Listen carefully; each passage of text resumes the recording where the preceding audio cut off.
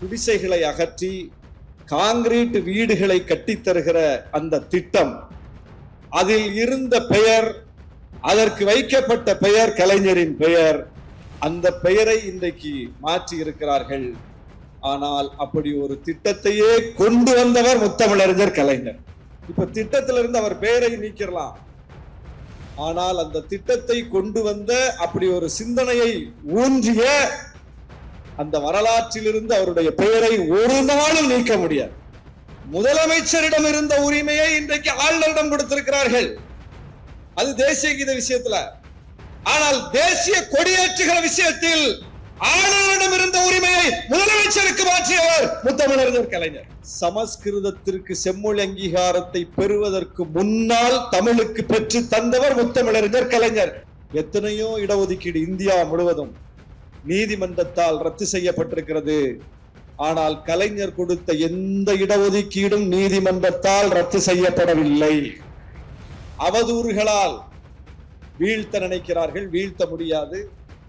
இன்றைக்கு திமுக சந்தித்திருக்கிற பின்னடைவு என்பது அது வரலாற்றில் ஏற்பட்டிருக்கிற பின்னடைவு கிடையாது, வெறுமனே ஒரு தேர்தலில் ஏற்பட்டிருக்கிற பின்னடைவு.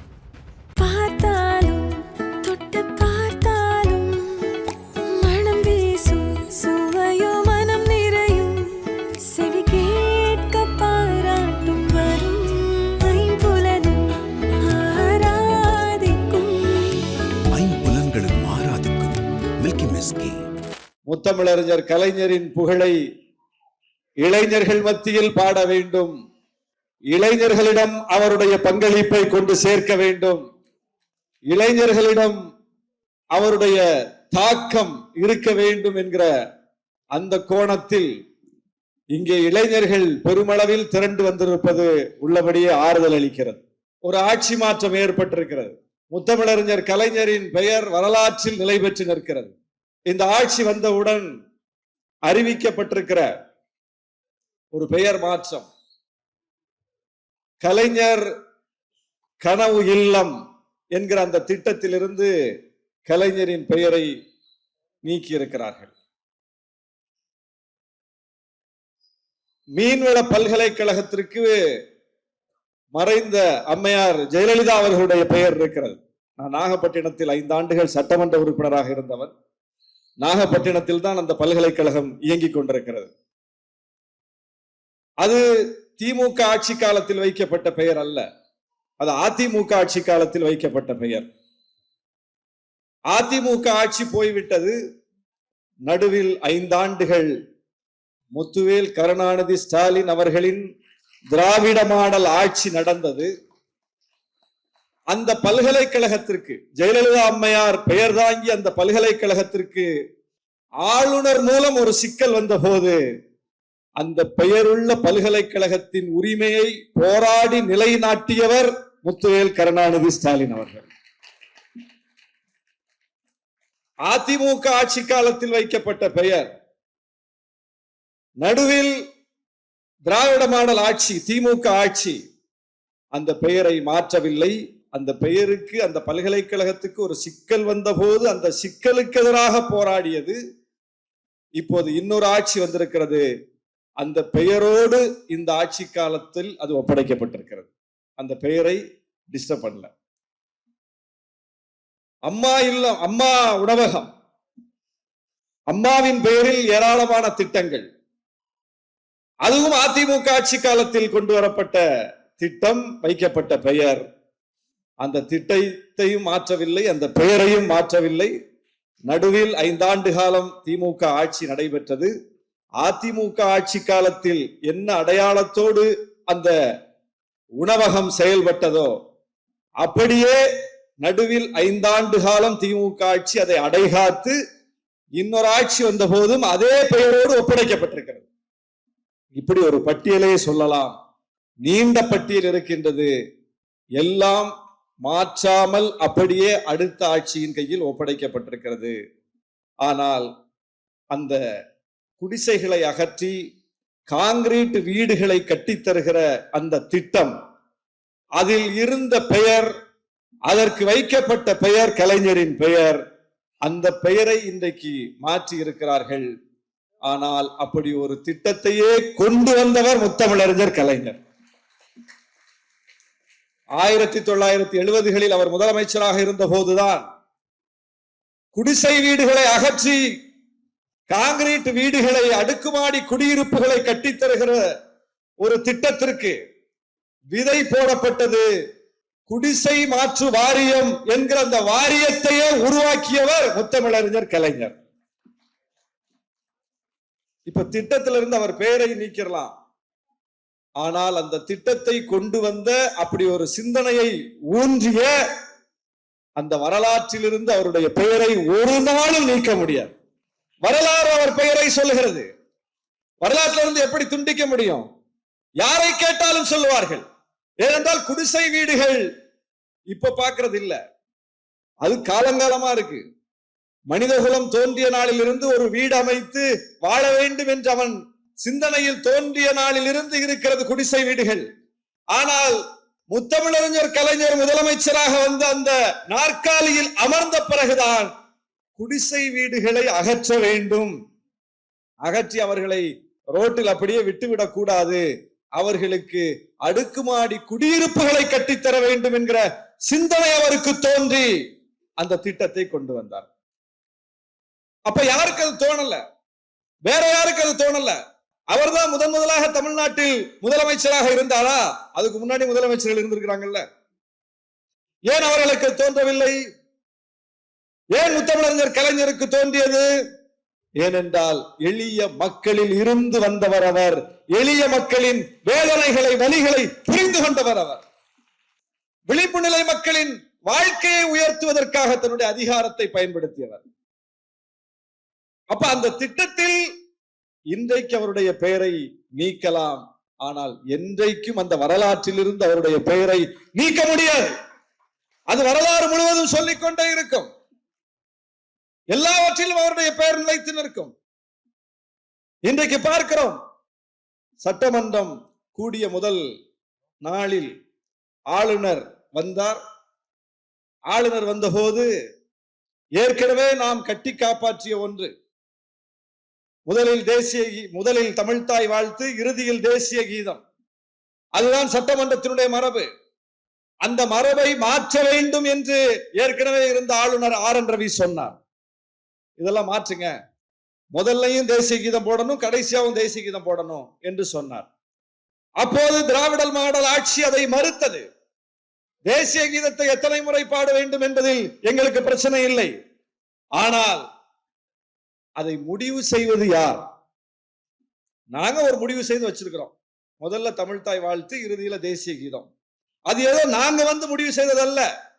ஏற்கனவே இருந்த அரசுகளும் அதைத்தான் பின்பற்றி இருக்கின்றன. தமிழ்நாடு சட்டமன்றம் அப்படித்தான் செயல்பட்டிருக்கிறது. அதை நாங்கள் தொடருகிறோம். அது தமிழ்நாடு சட்டமன்றத்தினுடைய முடிவு. அந்த முடிவில் ஒரு மாற்றத்தை கொண்டு வர வேண்டும் என்றால் அது நாங்களே சிந்தித்து நாங்களே எடுக்க வேண்டிய முடிவாகத்தான் இருக்க வேண்டுமே தவிர ஆளுநர் வந்து ஆதிக்கம் செய்யக்கூடாது. இதை இப்படி போடு, அதை அப்படி போடுன்னு ஆளுநர் வந்து சொல்லக்கூடாது என்று உறுதியாக இருந்து அதை நடைமுறைப்படுத்தி காட்டியது திராவிட மாடல் அரசு. ஆனால் இந்த அரசு வந்தவுடன் ஆளுநர் சொன்னதை நிறைவேற்றி விட்டார்கள். அதாவது முதலிலும் தேசிய கீதம், இறுதியிலும் தேசிய கீதம். அதாவது நம்மிடம் இருந்த ஒரு உரிமையை ஆளுநரிடம் கொடுத்தாகிவிட்டது. ஆனால் முத்தமிழறிஞர் கலைஞர் என்ன செய்தார்? அவர் ஏன் நினைவு கூற வேண்டியிருக்கு பாருங்க. அவர் ஆளுநரிடம் இருந்த உரிமையை முதலமைச்சருக்கு மாற்றினவர். முதலமைச்சரிடம் இருந்த உரிமையை இன்றைக்கு ஆளுநரிடம் கொடுத்திருக்கிறார்கள். அது தேசிய கீத விஷயத்துல. ஆனால் தேசிய கொடியேற்றுகிற விஷயத்தில் ஆளுநரிடம் இருந்த உரிமையை முதலமைச்சருக்கு மாற்றியவர் முத்தமிழறிஞர் கலைஞர். அது மட்டும் சுதந்திர தினத்துக்கும் ஆளுநர் தான் கொடியேற்றுவாரு, குடியரசு நாளன்றும் ஆளுநர் தான் கொடியேற்றுவார். முத்தமிழறிஞர் கலைஞர் யோசிக்கிறார், அது என்ன ரெண்டையும் அவரே ஏற்றுவது? ஒன்னு அவர் ஏத்திக்கட்டும், ஒன்றையே முதலமைச்சர் ஏற்றக்கூடாது. இந்த சிந்தனை எந்த முதலமைச்சருக்காக வந்துச்சா?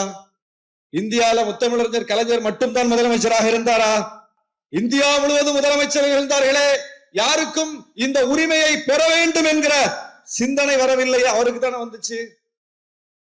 அந்த வரலாற்றில் இருந்து அவர் பெயரை அழிக்க முடியாது. அந்த வரலாறு முதலமைச்சர்கள், இந்தியா முழுவதும் இருக்கக்கூடிய எல்லா மாநில முதலமைச்சர்களும் ஆண்டுதோறும் சுதந்திர தினத்தன்று கொடியேற்றுகிறார்களே, அந்த கொடியேற்றுகிற உரிமை ஒவ்வொரு முதலமைச்சர் கையிலும் இருக்கிற வரை, அந்த கொடியை ஒவ்வொரு முதலமைச்சர்களும் ஏற்றுகிற வரை முத்தமிழறிஞர் கலைஞர் நிற்பார், வரலாற்றில் நிற்பார். மாற்ற முடியாது, மாற்றி எழுத முடியாது. என்ன மாற்றி எழுதியவர் அவர். ஆளுநர் மட்டுமே ஏற்றிக்கொண்டிருக்க வேண்டும் என்று இருந்த ஒன்றை மாற்றி எழுதியவர் அவர். அவர் பெயரை மாற்றி எழுத முடியாது. இன்றைக்கு எந்த ஒன்றை எடுத்தாலும் அதில் முன்னுதாரணம் மிக்க தலைவராக அவர் இருப்பார். அவரை பற்றி இன்றைக்கு மோசமாக சித்தரிக்கிறார்கள். எந்த தலைவரும் இவ்வளவு பெரிய வசை சொல்லுக்கு உள்ளாகி இருக்க முடியாது, அவ்வளவு இழி சொற்களுக்கு உள்ளாகி இருக்க முடியாது, அவ்வளவு வசை சொற்கள், அவ்வளவு இழி சொற்கள். அவரை நினைவு கூறுவதற்கு கூட எதிர்மறையான விஷயங்களை தூக்கி கொண்டு வந்து விடுவார்கள். எந்த தலைவருக்கும் இப்படி இருக்காது. ஒரு தலைவர் மறைந்து விட்டால் அவரை நினைவு கூறுவதற்கு அவருடைய நேர்மறையான அம்சங்களை எடுத்து பேசுவார்கள்.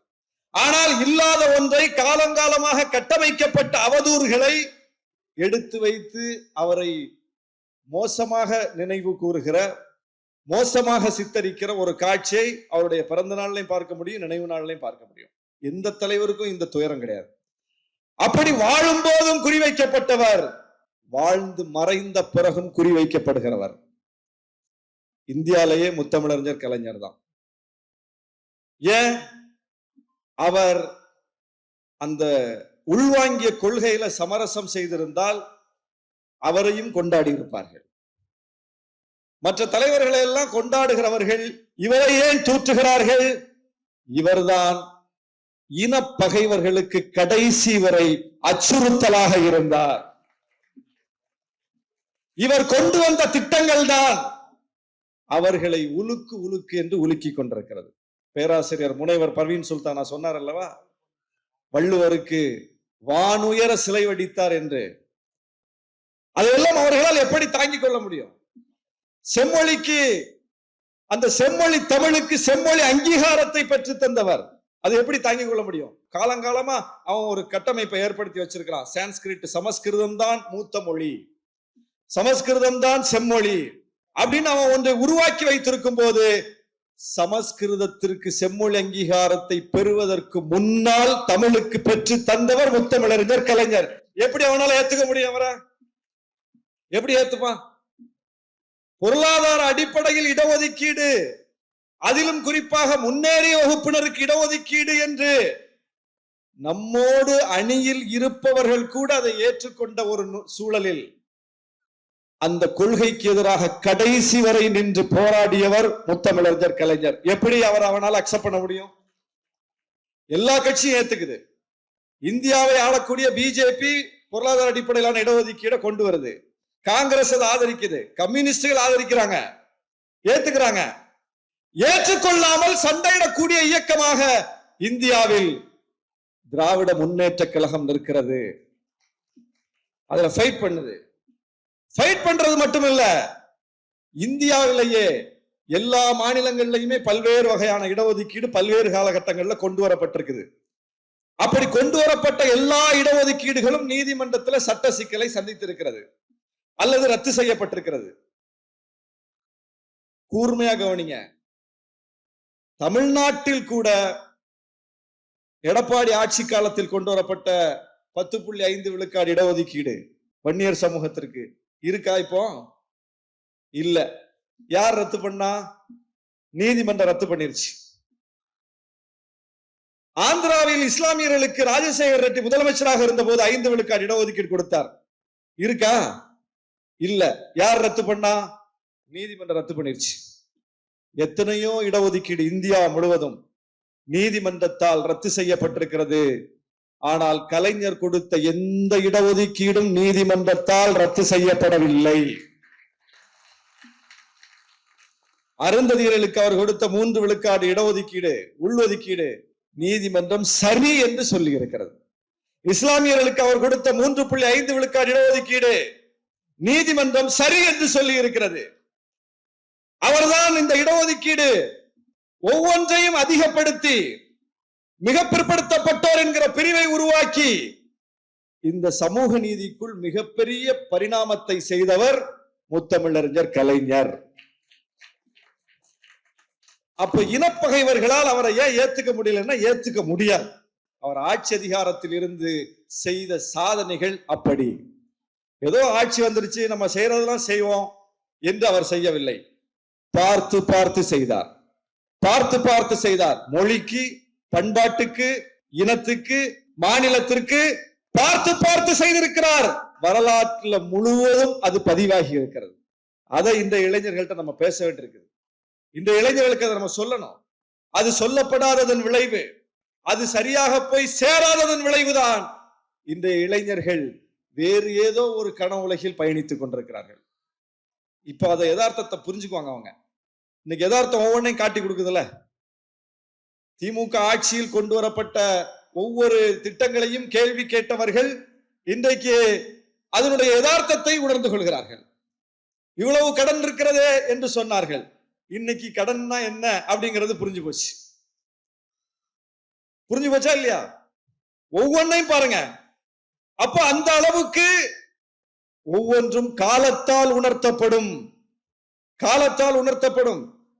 ஆகவே முத்தமிழறிஞர் கலைஞர் அவர்களினுடைய அந்த வாழ்க்கை முழுவதுமாக ஒரு பொது வாழ்க்கை, ஒரு பெரியாரிய வாழ்க்கை, ஒரு அம்பேத்கரிய வாழ்க்கை. இந்தியாவிலேயே எந்த முதலமைச்சருடைய சிந்தனைக்கும் வராத ஒன்று சமத்துவபுரம் திட்டம். யாருடைய சிந்தனைக்கும் வராத ஒன்று. புரட்சியாளர் அம்பேத்கர் கண்ட கனவு அது. ஊர் வேறு, சேரி வேறு, அக்ரஹாரம் வேறு என்று இந்த மனித வாழிடங்கள் பிரிந்து கிடப்பதை எப்போது நாம் சரி செய்ய போகிறோம் என்று கேள்வி கேட்டவர் புரட்சியாளர் அம்பேத்கர். அந்த கேள்வி கேள்வியாகத்தான் நின்றது. அந்த கேள்விக்கு விடை கொடுத்தவர் முத்தமிழறிஞர் கலைஞர். அந்த கேள்விக்கு அவர்தான் விடை கொடுத்தார். சமத்துவபுரம், எல்லா சமூகத்தை சார்ந்தவர்களும் சேர்ந்து ஒரு குடியிருப்பில் வாழ முடியும் என்பதை நடைமுறைப்படுத்தி காட்டினார். சும்மா கட்டுரை எழுதிட்டு போவதில்லை, மேடையில பேசிட்டு போகல, நடைமுறைப்படுத்தி காட்டினார். ஒரு ஆட்சியை வைத்துக் கொண்டு, ஒரு அதிகாரத்தை வைத்துக் கொண்டு அதை நடைமுறைப்படுத்தி காட்டினார். அதனால் தான் அவர் எதிரிகளால் குறிவைக்கப்படுகிறார். இருக்கிற சோசியல் செட்டப்பை மாற்றக்கூடாது, அது அப்படியே தொடரணும் என்று சொல்வதுதான் பிற்போக்குத்தனம். அதை நான் மாற்றுவேன் என்று சொல்வதுதான் முற்போக்கான அம்சம். சோசியல் ஆர்டரை மாற்றக்கூடாது, சோசியல் செட்டப் அப்படியே இருக்கணும் என்று சொல்லி அதன் பின்னால் போகக்கூடியவர்கள் தான் ஆட்சியாளர்கள். ஆனால் ஆட்சியில் அமர்ந்த பிறகு இந்த சோசியல் ஆர்டரை நான் மாற்றுவேன் என்று சொல்லி மாற்றி காட்டினார் அல்லவா? அங்கேதான் முத்தமிழறிஞர் கலைஞர் ஒரு யூனிக் லீடர், தனித்துவமானவர். தனித்துவமானவர். அப்படிப்பட்ட ஒரு தனித்துவமிக்க தலைவரை அவதூறுகளால் வீழ்த்த நினைக்கிறார்கள். வீழ்த்த முடியாது. இன்றைக்கு திமுக சந்தித்திருக்கிற பின்னடைவு என்பது அது வரலாற்றில் ஏற்பட்டிருக்கிற பின்னடைவு கிடையாது, கருத்தியலில் ஏற்பட்டிருக்கிற பின்னடைவு கிடையாது, அரசியலில் ஏற்பட்டிருக்கிற பின்னடைவும் கிடையாது. வெறுமனே ஒரு தேர்தலில் ஏற்பட்டிருக்கிற பின்னடைவு. தேர்தலில் ஏற்பட்டிருக்கிற பின்னடைவு. தேர்தல் பின்னடைவு இதை விட மோசமான பின்னடைவை எல்லாம் திராவிட முன்னேற்ற கழகம் சந்தித்திருக்கிறது. இன்னைக்கு 59 சட்டமன்ற உறுப்பினர்களோடு தான் ஒரு எதிர்கட்சியாக அமர்ந்திருக்கிறது திமுக. ஆனா ஒரு உறுப்பினர், 2 உறுப்பினர்லாம் போன காலம் உண்டு. எதிர்கட்சியாக கூட அமராத காலம் உண்டு. அதையெல்லாம் தாண்டி மீண்டும் எழுந்த வரலாறு உண்டு.